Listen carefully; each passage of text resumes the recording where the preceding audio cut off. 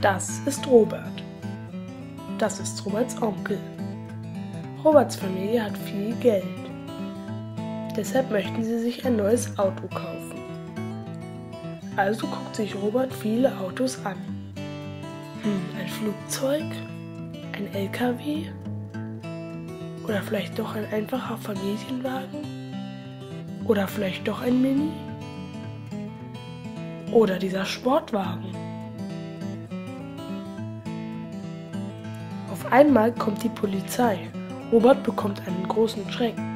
Dann steigt auch einer der Polizisten aus. Er sagt: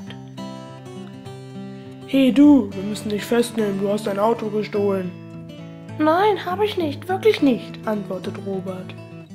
Kann sein, denn der Täter hatte eine blaue Kappe auf. Da hinten, da war er doch, ruft Robert erschrocken. Nein, ich sehe nichts. Wo? Ich habe ihn doch da hinten um die Ecke fahren sehen. Schnell, hinterher. Okay, ich verfolge ihn. Folge mir. Dann stieg der Polizist in seinen Polizeiwagen und verfolgte den Täter. Robert folgte ihm. Und dann begann die härteste Verfolgungsjagd der Welt.